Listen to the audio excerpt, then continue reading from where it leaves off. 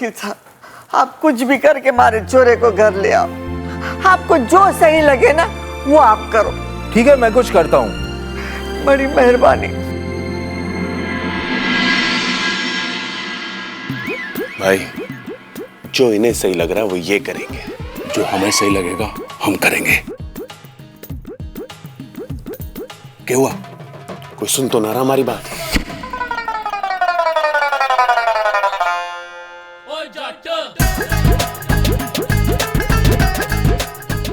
तुम्हारा बाप सुन रहा।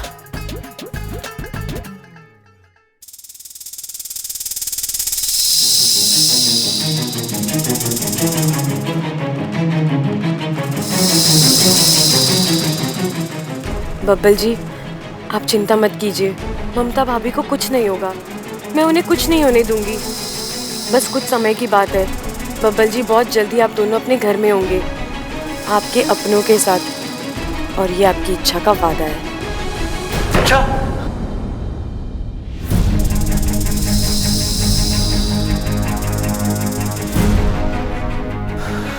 नहीं, इच्छा यहां कैसे आ सकती है?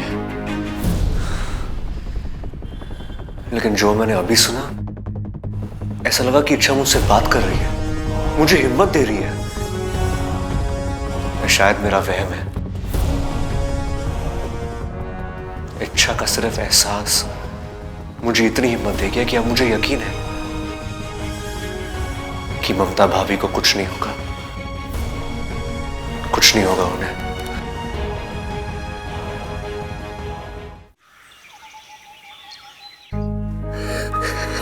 कहाँ मम्मी?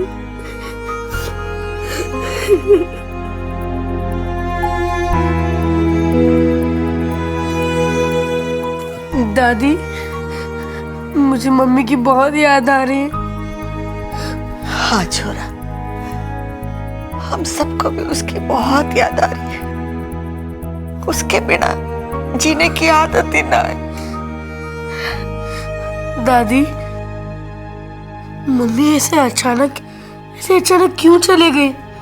ऐसे मुझे लगता है मुझसे नाराज होकर चले गई। मैं हमेशा उन्हें तंग करता था ना, उनकी कोई भी बात नहीं मानता था, हमेशा मस्ती करता था। दादी, मैं आज के बाद ऐसा कुछ भी नहीं करूंगा। एक गुड बॉय बनकर बताऊंगा। बस एक बार मम्मी वापस आ जाए। आ जाएगी छोरा, जरूर वापस आएगी। जिन हालात में वो होगी उन हालात से लड़कर वापस आएगी। क्योंकि बेटा, एक औरत तो हिम्मत हार सके, लेकिन एक माँ कभी हिम्मत नहीं हारती। हमारी आवाज उस तक पहुंचे ना पहुंचे,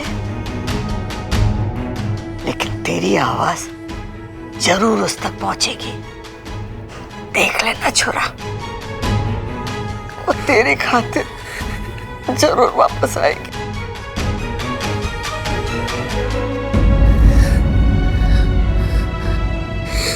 मम्मी, आप जहाँ कहीं भी हो, अपना ख्याल रखना। आपको पता है, मैंने इच्छा से भी कहा है आपको ढूंढ के लाने के लिए, क्योंकि जहाँ कोई नहीं पहुंच सकता वहां इच्छा पहुंच सकती है। वो आपको जरूर ढूंढ के लाएगी, जरूर ढूंढ के लाएगी।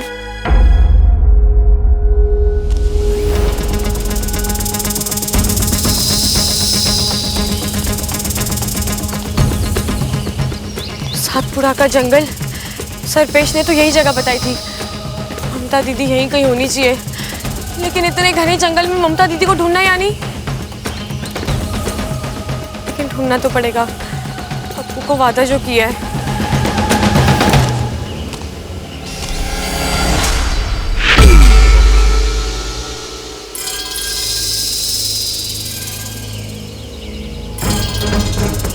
ये तो ममता दीदी की चूड़ी है।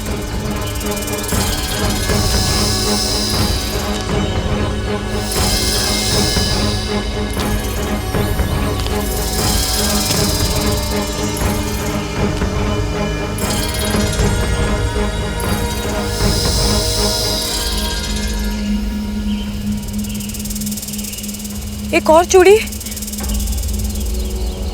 यानी ममता दीदी आस पास है।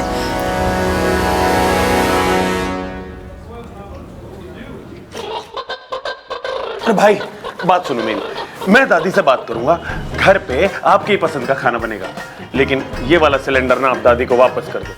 अरे छोटे, फिर भूल गया तू? क्या? ये रसोई वाला सिलेंडर ना है, दवाई वाला सिलेंडर है। और हम यहाँ बब्बल को छुड़ाने आए हैं। तू किताब में लिखता ना है क्या आजकल? भाई लिखता हूँ, एक एक चीज लिखता हूँ, लेकिन पढ़ना भूल जाता हूँ मैं। अरे अंदर मत भूल जाइए, घड़ी मुश्किल में पड़ जाएंगे। और चल अब, और ये पहन ले चश्मे और मास्क। चल आजा।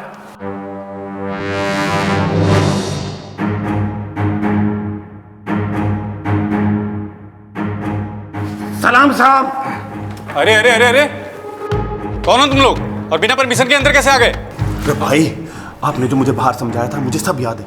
ये उल्टे सीधे सवाल पूछ के मुझे कंफ्यूज क्यों कर रहा है? चुप कर छोटे जी, हम वो दवाई छिड़कने आए। अरे यहाँ कोई पेस्ट कंट्रोल नहीं कराना है। टेस्ट? ना ना, आपको टेस्ट करने की जरूरत ना है, ये तो मच्छर और खटमल टेस्ट करेंगे। अरे मैं टेस्ट नहीं, मैं बात कर रहा हूँ पेस्ट की। ओ गेस्ट। अरे छोटे, ये हमें गेस्ट समझ रहे हैं, इसीलिए हमारी खातिरदारी करना चाहें। बड़े अच्छे आदमी हैं इंस्पेक्टर साहब। अरे अगर ये इतने अच्छे आदमी हैं तो बब्बल को अंदर करने की बेवकूफी कैसे करी इन्होंने? हैं? क्या कहा तुम लोगों ने? बबल? क्या लगते हो तुम लोग बबल के? छोटे बटन दबाओ। अरे अरे क्या करो, पकड़ो इसको।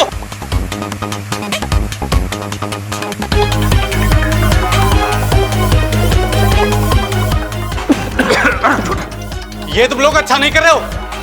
बच्चा, अरे अब बच्चा बनने का कोई फायदा ना है, भुगतो। बटन दबाओ। डर गया। मैं तुम लोगों को अंदर कर दूंगा। छोटे,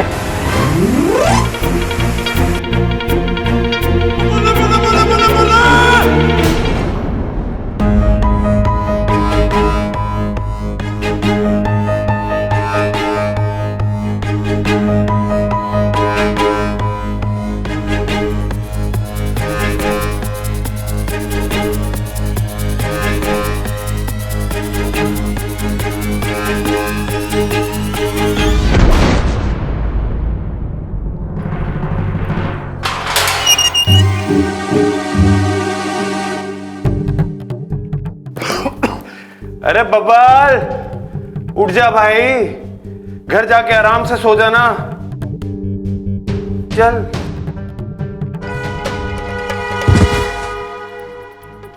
ये देखो, ये भी सो गया। अरे हमारे घर में एक मैं ही हूं जिसे बेवक्त नींद ना आती।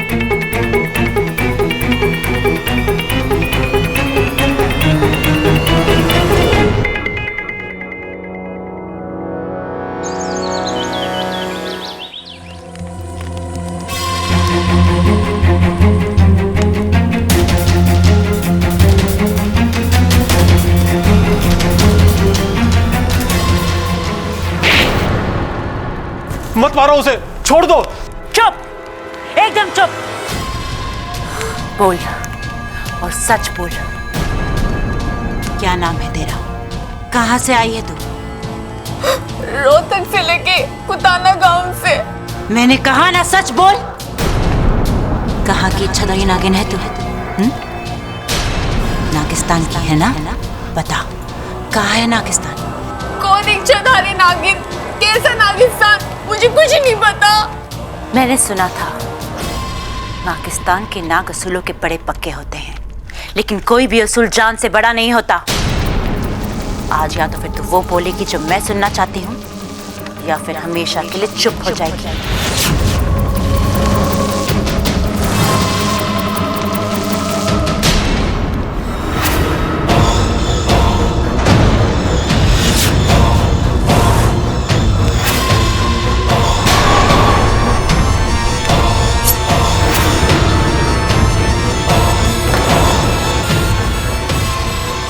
एक ही बात में तेरी विश्रांति बहार। अमृता, मेरा विश्वास करो। तुम क्या बोल रही हो? मेरी कुछ भी समझ में नहीं आ रहा।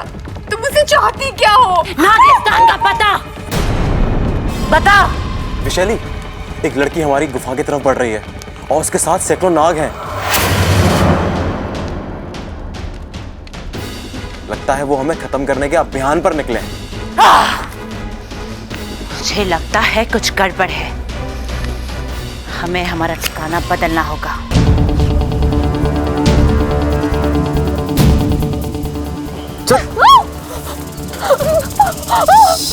चल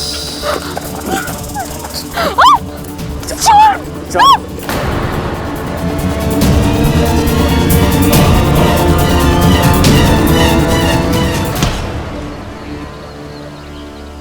ममता दीदी,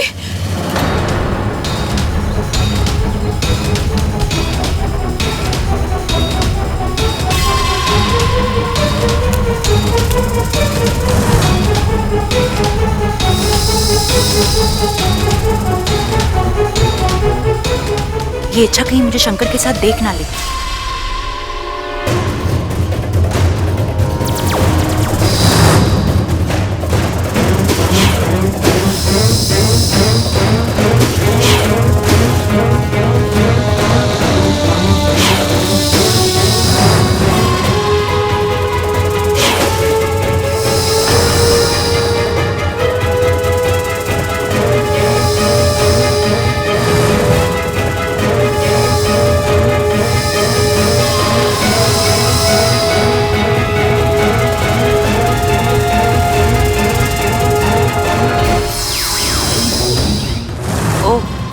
तो ये इच्छाधारी नागिन है।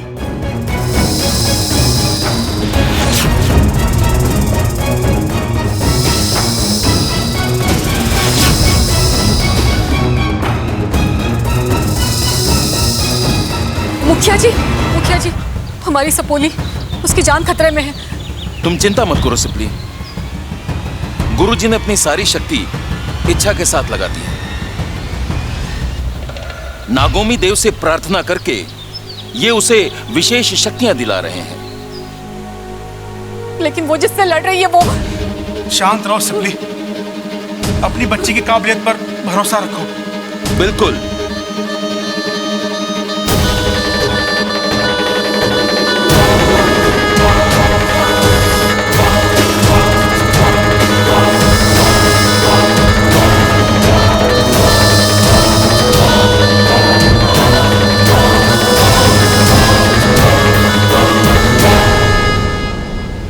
खतरा टल चुका है।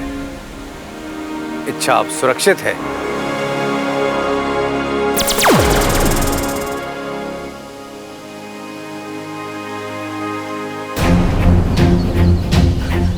ममता दीदी, ममता दीदी, ममता दीदी।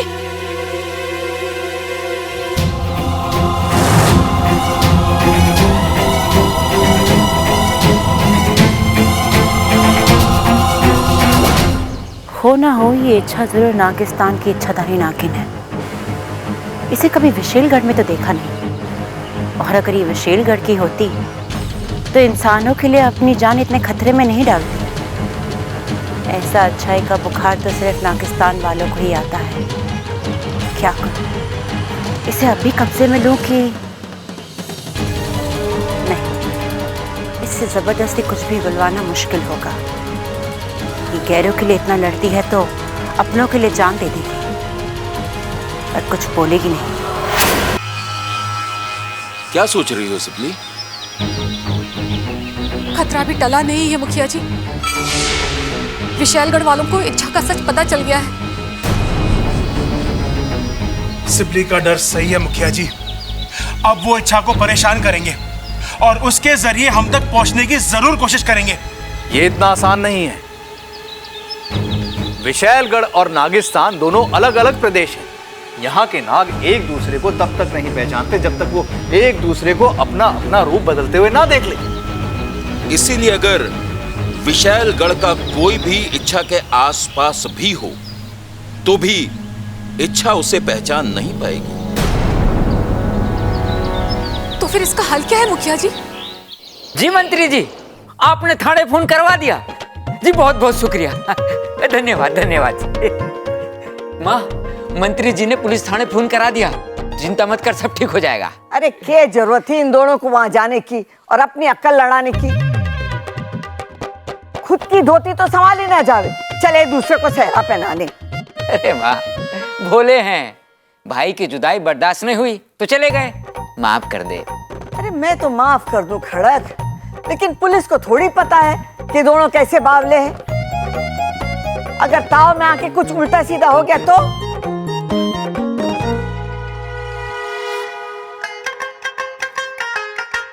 तुम लोग आ गए? जीते रहो, जीते रहो। कमाल हो गया आज तो, मंत्री जी की कृपा, शिव जी की कृपा से जल्दी हो गई है, धन्य है।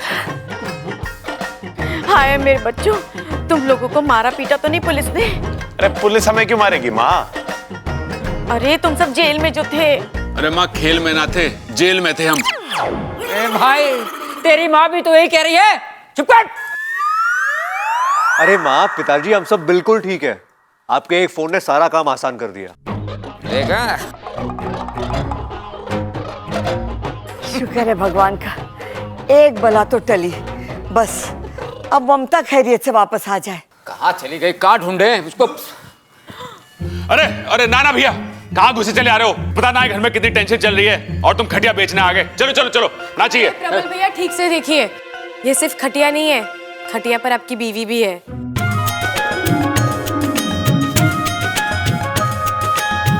रखो नीचे, रखो नीचे। ममता, ममता,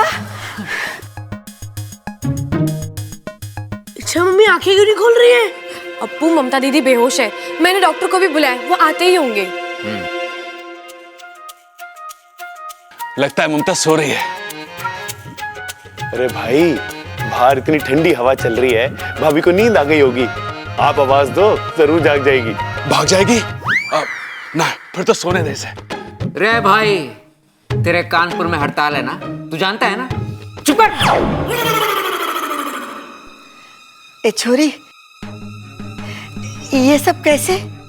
दादी, ममता दीदी को कुछ गुंडे उठाकर ले गए थे, अचानक वहां मेरी नजर पड़ी तो तूने उनके साथ दो हाथ करके ममता की जान बचा ली। देखा माँ, संगत का असर। छोरी मेरी तरह बहादुर हो गई है।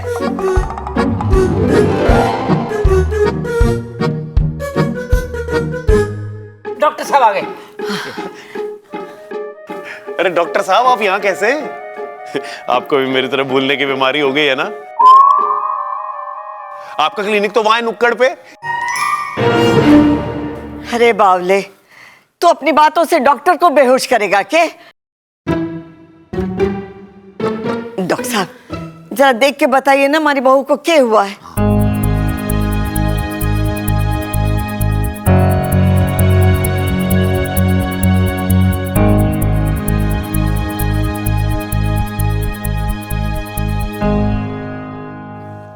चिंता की कोई बात नहीं है। मैं इन्हें इंजेक्शन दे देता हूं, थोड़ी देर में होश आ जाएगा।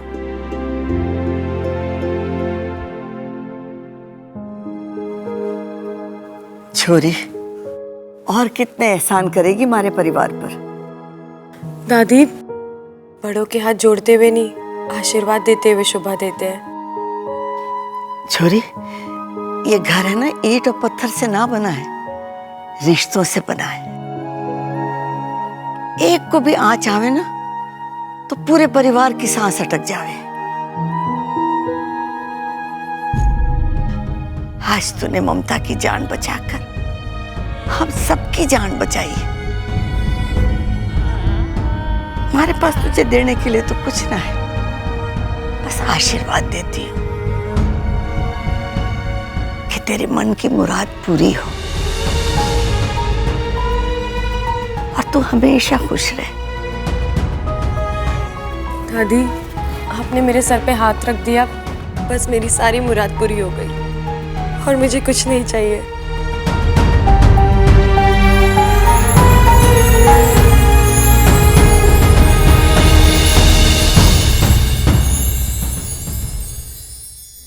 दादी, आपने आशीर्वाद तो दे दिया, पर मैं एक नागिन हूँ और मैंने जो मुराद की है वो कभी पूरी नहीं हो सकती।